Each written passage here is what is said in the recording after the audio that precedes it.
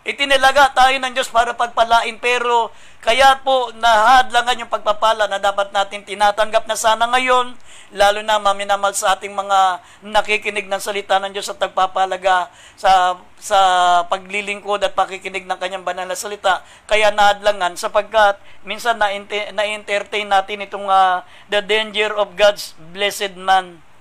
Ay yung po mga hadlang, yung triple danger, yung walking in the counsel of the ungodly. Ito po yung in the form of literatures. Yung minsan, maminamahal, nagbabasa po tayo ng mga bagay na hindi po spiritual.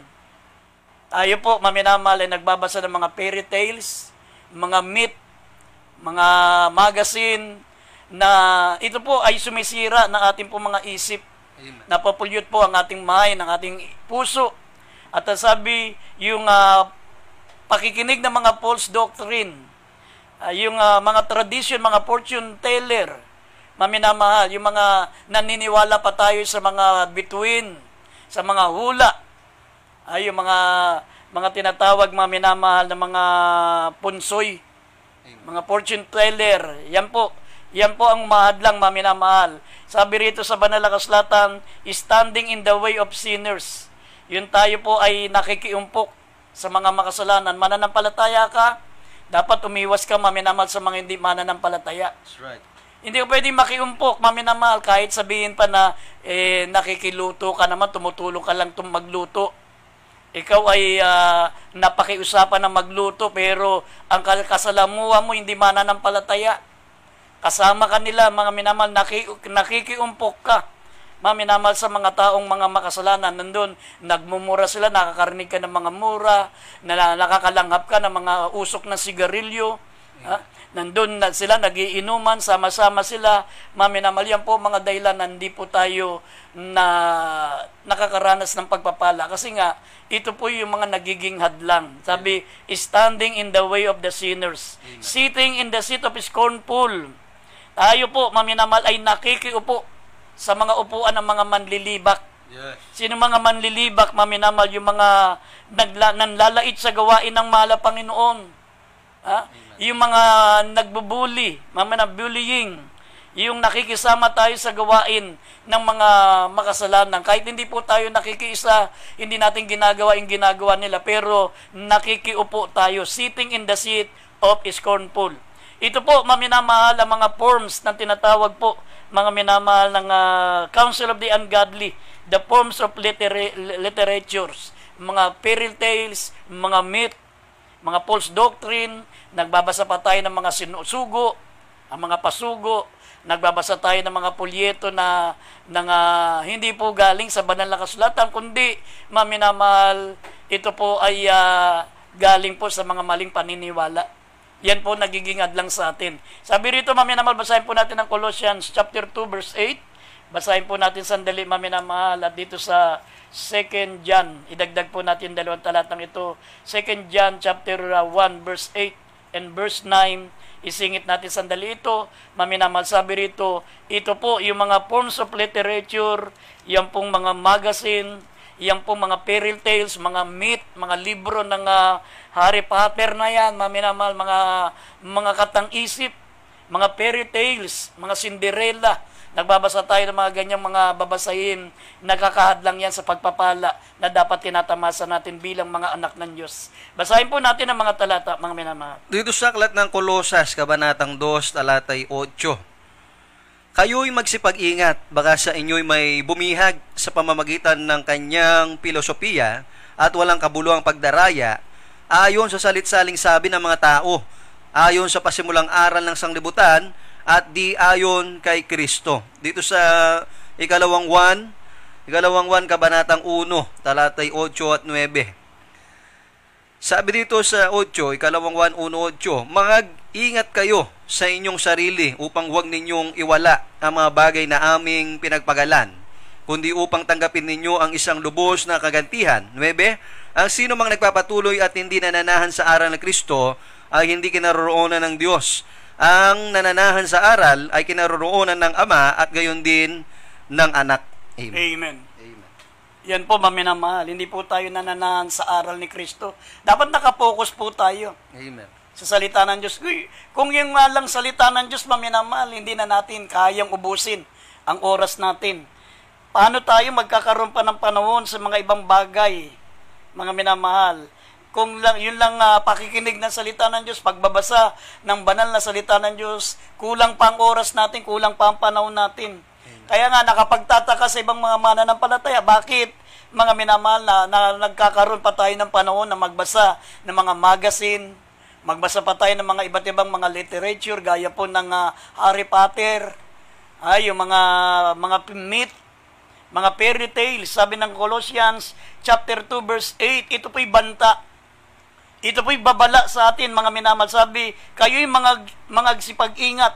Baka sa inyo'y may bumiyag sa pamagitan ng kanyang filosofiya, ng mga walang kabuluhang pandaraya, ayon sa salit-saling sabi ng mga tao, ayon sa mga pasimulang aral ng sanlibutan, at hindi ayon kay Kristo. Yan po, yung tinutukoy dyan, yung mga sabi in the forms of literature like fairy tales, yung mga myth, mga mythology, yung mga libro na yan, maminamahal, na pumupukaw ng ating damdamin. Yan ang sinasabi ng Biblia, maminamahal, na mag-ingat po tayo sapagkat may panganib. Amen. Upang mahadlangan na makamtan natin ang pagpapala na galing sa Diyos. Unang-una sabi, walking in the counsel of the ungodly. Para tayong tumatanggap ng payo ng makasalanan. Sino ba ang nagsulat niyan, mga taong makasalanan? Ang banal na kasulatan, ito po'y sinulat ng mga banal na tao. Amen. Na mga kinasiyan ng Espiritu Santo. Sila po ay sinamahan ng ating mahal na Panginoon. Sabi, ang salita ng Diyos, hindi po ito, mga minamahal, sinulat ng tao, kundi ito po'y pahayag ng ating mahal na Panginoon Kristo. Kindly, basahin po natin, idagdag natin itong Galatia, Kapitulo 1, talatang 11 hanggang 12. Sabi rito, ang salita ng Diyos, ang Biblia po, hindi po ito ginawa ng tao. Ito po'y pahayag ng ating mahal na Panginoong Jesucristo. Basahin po natin sandali, singit natin. Dito po sa aklat ng Galatia, kabanatang 1, talatay 11 hanggang 12. Sapagkat aking ipinatatalasta sa inyo, mga kapatid, tungkol sa ebanghelyo na aking ipinangaral, na ito'y hindi ayon sa tao, sa 12, sapagkat hindi ko tinanggap ito sa tao, ni itinuro man sa akin, kundi aking tinanggap sa pamamagitan ng pahayag ni Jesucristo. Amen. Amen.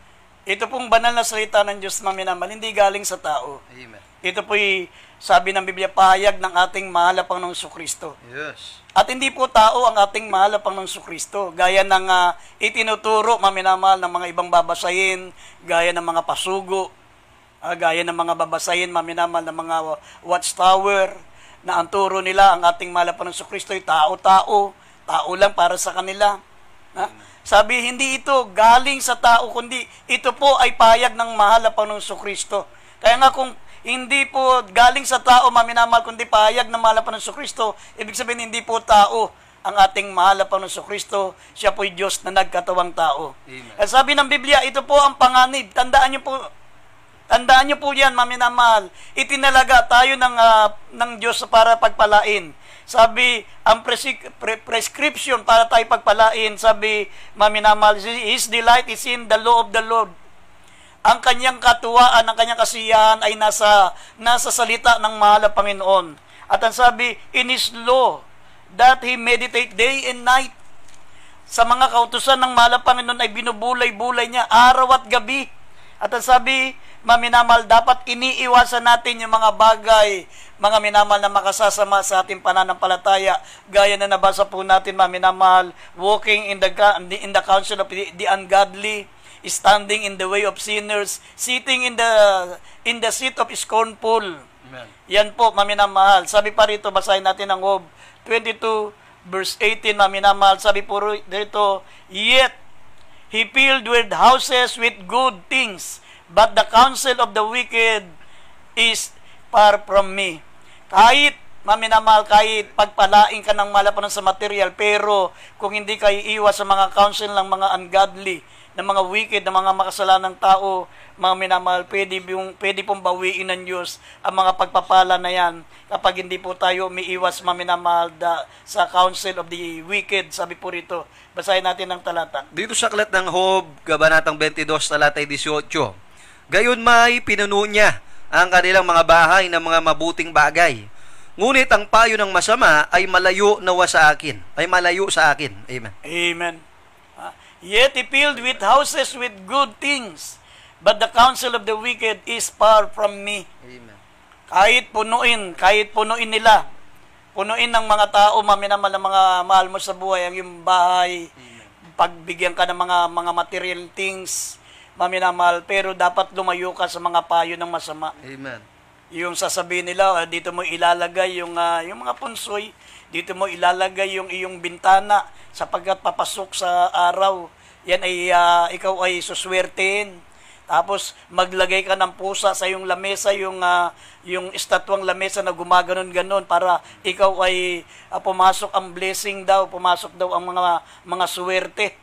Yan po yung mga paniniwala natin na naglalayo para tayo po, maminamal, ay pagpalain ng ating pinakamamahal na Panginoon. Amen. Ang sabi po ng banal na kasulatan, maminamal, ang pinakasekreto, wala pong iba kundi ang salita ng ating mahal na Panginoon. Yes, sabi ng Joshua, Kapitulo 1, talatang 8, basahin po natin. Sabi ng Biblia, bibigyan ka ng mabuting kawakasan. Sabi, pagpapalain ka, material, physical, higit sa lahat sa spiritual. Basahin po natin. Dito sa aklat ng Josue, kabanatang 1, talatay 8. Ang aklat na ito, na kautusan ay huwag maiwalay sa iyong bibig, kundi iyong pagbubulayan, araw at gabi, upang iyong masunod, na gawin ang ayos sa lahat ng nakasulat dito, sapagkat kung magkagayoy iyong pagiginawaan ng iyong lakad, at kung magkagayoy magtatamo ka ng mabuting kawakasan. Amen. Amen. Yan lang, maminamahal. Magtiwala kayo. Yes. Maniwala tayo sa salita ng Diyos kasi siya po ang pinagmumula ng pagpapala. Amen. Wala po, maminamahal, ng mga mananampalataya na naniwala sa salita ng Diyos, maminamahal, na hindi po pinagpala.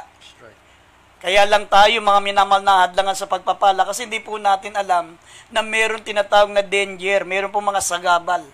Meron pong dapat tayong iwasan sapagkat makakahadlang para tayo po'y pagpalain. Yan nga, yung sinasabi ko, walking in the counsel of the ungodly, standing in the way of the sinners, sitting in the seat of scornful. Yan po ang dapat nating iwasan sapagkat tayo po'y mga anak ng Diyos. Ang kagalakan natin dapat, mga minamahal, nasa kautusan ng Panginoon. Binubulay-bulay natin araw at gabi. Amen. Kaya kung gagawin natin yan, wala na tayong panahon, maminamal, na magbasa pa ng ibang literature. Hindi na natin magagawa, maminamal, sapagkat dito lang sa Biblia, napakakapal na ng Biblia, maminamal, hindi mo na magagawa na makapagbasa ka pa ng ibang babasahin kung talagang nagbibigay ka ng importansya sa salita ng Diyos at ikaw po ay nagnanais ng pagpapala. Sabi nga ni Haring David, maminamal, tignan niyo po si Haring David, bakit isa po sa pinakamatagumpay na tao sa balat ng lupa. Dating siya po, maminamahal, ay isang nag-aalaga lamang po ng tupa. Siya pastor lamang, nag-aalaga siya ng kawan ng kanyang ama. Wala siyang ambisyon, maminamahal. Wala siyang ganong matas na ambisyon, pero dahil sa kanyang kaligayahan, ang salita ng malapang nun, habang nagbabantay siya ng tupa, habang inaalagaan niya ang mga kawan ng kanyang ama, nagbabasa siya ng salita ng Diyos. Amen. Siya po, maminamahal, ay sabi, binubulay-bulay niya araw at gabi. Kaya naman sabi rito sa Psalms 119 verse 16, verse 47 at verse 97 hanggang 100, basahin po natin. Ito po ang ugali ni Haring David. Bakit siya inilagay ng Diyos sa isang mataas na tungkulin? Siya po ang makapangyarihang hari ng Israel sa kanyang kapanahunan. Sa loob po ng 40 taon, walang nagtagumpay, walang tumalo sa kanyang kaharian sapagkat siya po'y sinasamahan ng ating mahal na Panginoon. At ang kanyang sekreto ay gaya po na nakasulat po dito sa Josue, Kapitulo 1, talatang 8, maminamahal, ang salita ng Panginoon na hindi nahiwalay sa kanyang bibig. Amen. Binubulay-bulay niya araw at gabi upang masunod niya yun, maminamahal. At sabi, sapagkat magkakaroon ka magtatamo ka ng mabuting kawakasan at pagiginawahin ang iyong mga lakad. Ibig sabihin, giginawa ka material, physical, higit sa lahat sa spiritual na pagpapala. Sabi po rito, basahin po natin ang mga talata, maminamahal. Psalms 119, verse 16, verse 47, at verse 97 up to 100. Basahin natin. Dito sa aklat ng Psalms chapter 119 verse 16 talo ng 47 talo ng 97 up to 100. Sa 16, ako'y mag-aaliw sa iyo, sa iyong mga palatuntunan, hindi ko kalilimutan ang iyong salita. Talo ng 47. Sabi dito, at ako'y maaaliw sa iyong mga utos na aking iniibig. Talo ng 97 hanggang 100. O gaanong inibig ko ang iyong kautusan, siya kong gunita buong araw. Pinarunong ako kaysa aking mga kaaway ng iyong mga utos, sapagkat mga laging sumasa akin. Ako'y may higit na unawa kaysa lahat na tagapagturo sa akin, sapagkat ang iyong mga patutuo ay gunita ko. Sa 100, ako'y nakakaunawa na higit kaysa may katandaan, sapagkat aking iningatan ang mga tuntunin mo. Amen. Amen. Yan po, maminamal ang sekreto ni Haring David. Amen. Kaya nga, maminamal, kung nais mong pagpalain, who wants to be a blessed, maminamal, gayahin po natin si Haring David. Amen. Ang sabi niya, maminamal, sa mga banal na salita ng Diyos, sabi niya, ako'y naaliw sa mga utos na aking iniibig. Ito yung kanyang mga kaaliwan. Ang sabi niya, ako'y naaliw sa mga palatuntunan at hindi ko kinalilimutan ang iyong mga salita. Gaanong iniibig ko ang iyong kautusan na siya kong gunita sa buong araw. Ginugunita niya. Habang siya ay nagpapastol ng kawan, maminamahal, minememorize niya ang salita ng Diyos. Binubulay-bulay niya. At ang sabi rito, maminamahal, siya ay pinarunong. Sabi, ako'y pinarunong kaysa sa aking mga kaaway ng iyong mga utos, sapagkat mga laging sumasa akin. At ang sabi ng 100, maminamalwa, verse 99, ako'y mahigit na unawa kaysa sa lahat ng mga tagapagturo sa akin, sapagkat ang iyong mga patutuo ang gunita ko. Amen. Ako'y nakakaunawa ng higit kaysa sa mga may katandaan sa akin, sapagkat iniingatan ko ang mga palatuntunan mo. Magiging mas marunong ka, mas magiging matalino ka kaysa sa mga matatanda pa sa iyo. Right. Ikaw ay hindi ka mailalagay sa huli, maminamal, sabi ng Biblia, ikaw ay mas magiging marunong kaysa sa tagapagturo sa iyo, sabi rito, maminamahal, kapag iniingatan mo ang kanyang mga banal na salita. Kaya nga sabi ng Biblia, maminamahal, kung susundin po natin ito, gagayahin po natin, narito po ang tunay na success. Amen. Yung tayo po ay nakakaalam ng salita ng ating pinakamamahal na Panginoon. Kaya nga sinabi ng Jeremias 9:23 hanggang 24, sabi diyan, huwag magmapuri ang mga mayayaman sa kalang kayamanan. Huwag magmalaki ang mga marurunong sa kalang karunungan. At huwag magmayabang ang mga may kapangyarihan sa kalang kapangyarihan, kundi ang ipagmalaki niya ay nalalaman niya ang utos ng Diyos.